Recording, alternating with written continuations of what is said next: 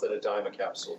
Andrew, I was excited to see that you'd put theanine in the lineup this evening, one of the new selections. And theanine is a product that it's sort of one of those good timing events, because theanine is something in terms of really relaxation. Yes. I have some tea here. It's the time of day where I'm drinking chamomile and mint tea. Earlier in the day, I'll have green tea with a little mint tea.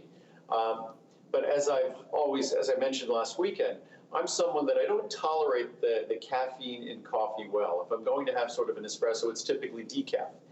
If I have an espresso that's caffeinated before I exercise, I make sure that I have theanine or I have green tea, because I could drink multiple times more caffeine in green tea with no effect, whereas in coffee, it will have an uncomfortable impact. And the reason why is the theanine that's present in green tea. That is sort of the unique source of theanine. It's an amino acid, but it's not a structural amino acid that we find in protein. And it's an amino acid that goes directly to the brain, can pass through the blood-brain barrier, and it delivers its wonderful, soothing, relaxing benefits. For a lot of folks, they'll take it during the day when they're dealing with stress or issues, worry. A lot of folks will take it later in the evening because they find it's a wonderful way to relax before they go to sleep. But either way, it's just a natural tool to give your body a chance to relax. And it's not something that knocks you out, because in fact, if you want to take something that helps you relax and focus if you have a difficult task in front of you, usually that's the last thing we do. With something that relaxes you, you read the warnings. Don't operate heavy equipment or motor vehicle if you're going to take this relaxing product. Just the contrary with theanine. You'll tend to focus better. It tends to focus your attention while at the same time relaxing you. And that's been demonstrated in all sorts of studies monitoring brain function and brain waves while people were using it. And you said timely, Andrew. I mean, it really is, because stress, as we all know, can really lead to just terrible situations when it comes to quality of life, sleep. Stress is one of the worst things we could deal with in terms of our immune system.